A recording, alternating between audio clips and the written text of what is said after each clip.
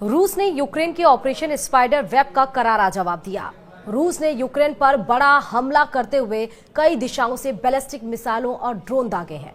Reports के मुताबिक यह हमला रणनीतिक रूप से समन्वित था और इसमें रूस ने एक साथ कई ठिकानों को निशाना बनाया। नमस्कार, आप देख रहे हैं न्यूज 18 का डिजिटल प्लेटफॉर्म। मैं हूं आपके साथ श्रुति श्रीवास्तव।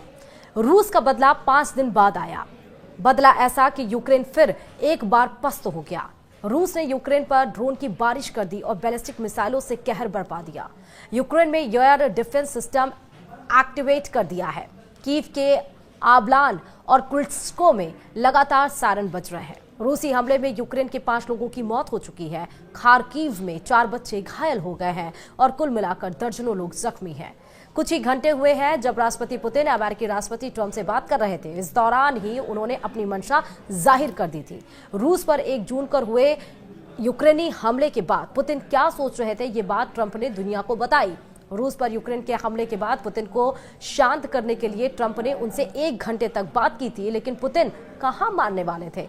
इस वार्ता के बाद पुतिन के मिजाज को बताते हुए ट्रंप ने पत्रकारों से कहा था, मुझसे राष्ट्रपति पुतिन ने कहा और बहुत दृढ़ता से कहा है कि उन्हें हवाई अड्डों पर हाल के हमले का जवाब देना होगा।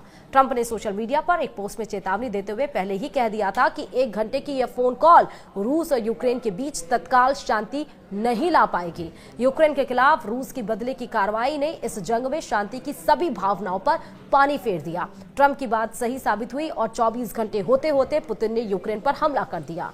यूक्रेन की वायुसेना ने बीते शुक्रवार को आज टेलीग्राम पर कहा कि रूसी बैलिस्टिक मिसाइलों और ड्रोन को कई दिशाओं से यूक्रेन की ओर लॉन्च किया गया है। कीव शहर सैन्य प्रशासन के प्रमुख तकाचेंको ने कहा कि ड्रोन हमले को विफल करने के दौरान कीव की कई इमारतों में आग लग गई है। इन्हें बुझाने की कोशिशें की जा रही हैं। CNN के अनुसार कीव में 2 तेज धमाकों की आवाज सुनी गई है। कीव, टेर्नोपिल, खेमेलनित्स्की ओब्लास्ट, लवीव और लुत्स्क में विस्फोटों की सूचना मिली है। यूक्रेन की वेबसाइट कीव इंडिपेंडेंट के अनुसार यूक्रेन की वायुसेना ने चेतावनी दी कि कई रूसी Tu-95 MS सामरिक बम वर्षक विमानों ने उड़ान भरी है और संभवतः क्रूज मिसाइलें भी दागी हैं।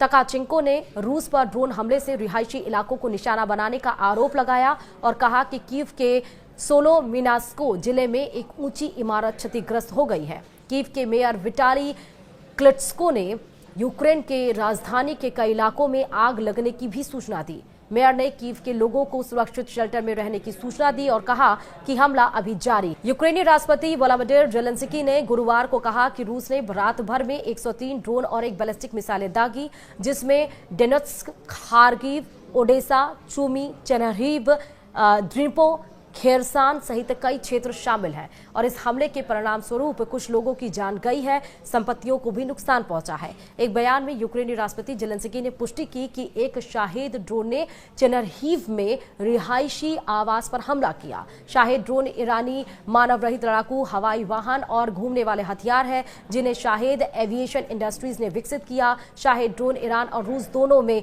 निर्मित किए जाते हैं। यूक्रेन के विदेश मंत्री एंड्री सिबिहा ने कहा कि रात भर रूस ने यूक्रेन और यूक्रेनियन लोगों के खिलाफ अपना आतंक जारी रखा। लोग घायल हुए, मारे गए। खार्किव में कम से कम 4 बच्चे घायल हुए हैं। सिबिहा ने जोर देकर कहा कि रूस शांत नहीं चाहता, यह अल्टीमेटम जारी करता है और नागरिकों को निशाना बनाता है। उन्होंने मजबूत अंतर्राष्ट्रीय कार्रवाई का आग्रह किया। आंतरिक मंत्री इहोर क्लिकमेंको ने भी टेलीग्राम पर कहा कि प्रीलुकी में 5 लोग मारे गए हैं और 6 अन्य लोग घायल हुए हैं। उन्होंने कहा कि खार्किव में 18 लोग घायल हुए हैं। ज़ेलेंस्की ने अतिरिक्त प्रतिबंधों और अंतर्राष्ट्रीय दबाव का आह्वान किया। उन्होंने कहा कि हम संयुक्त राज्य अमेरिका, यूरोप और दुनिया के हर उस व्यक्ति से कार्रवाई की उम्मीद करते हैं जो वास्तव में इन भयानक परिस्थितियों को बदलने में मदद कर सकता है। मॉस्को पर सभी मौजूद साधनों से दबाव डालना जाना चाहिए। ज़ेलेंस्की ने कहा कि रूस लगातार अपनी हत्याओं को जारी रखने के लिए समय लेता है। जब उसे दुनिया से पर्याप्त निंदा और दबाव महसूस नहीं होता तो वह फिर से हत्या करता है। बता दें कि यूक्रेन पर रूसी मिसाइल हमला। यूक्रेन की एजेंसियों द्वारा रूस के भीतरी इलाकों में बड़े पैमाने पर ड्रोन हमले की एक सीरीज शुरू करने के कुछ दिन बाद हुआ था और इस दौरान रूस के हवाई अड्डों पर हमला किया गया और 41 रूसी सैन्य विमानों को मार गिराया गया। मंगलवार को भी यूक्रेन के क्रच ब्रिज पर भी हमला किया गया था, जो रूस और क्रीमिया प्रायद्वीप के बीच एकमात्र सीधा संपर्क का रास्ता है और इस हमले को अंजाम देने के लिए यूक्रेन ने 1100 किलोग्राम विस्फोटक पानी के नीचे लगाए गए थे। दरअसल यूक्रेन की स्पेशल फोर्स ने हाल ही में रूस पर ताबड़तोड़ एयर स्ट्राइक की थी।